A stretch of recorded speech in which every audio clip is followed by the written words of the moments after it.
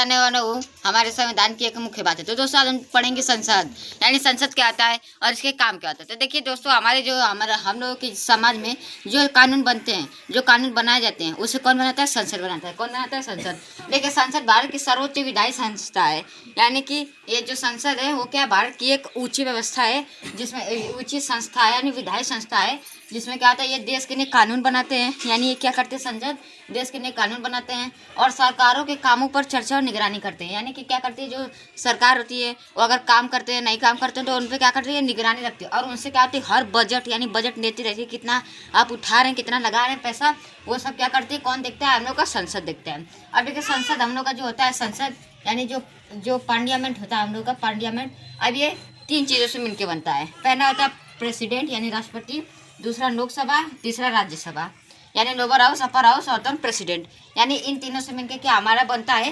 क्या बनता है हम लोग का? पार्लियामेंट। क्या बनता है? पार्लियामेंट।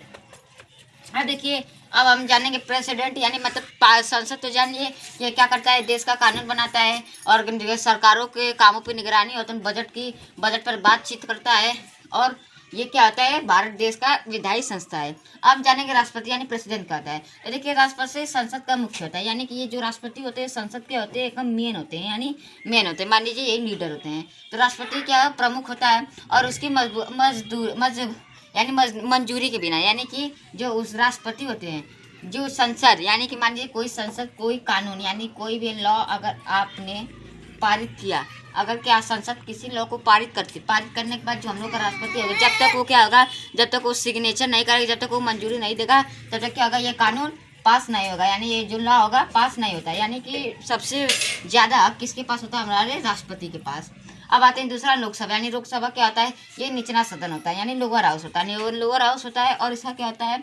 ये जनता का प्रतिनिधित्व करता है, यानी कि जनता की बातें सुनता है और जनता द्वारा चुने जाते हैं। इसमें जो लोकसभा होते हैं उसमें जनता द्वारा चुनी गई सरकार होती है।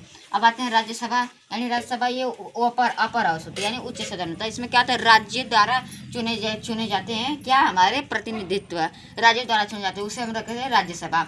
यानी कि समझ में आ गया। संसद क्या होता है? भारत का कानून बनाता है और संसद के 3 मेन पार्ट होते हैं। पहला प्रेसिडेंट, तीसरा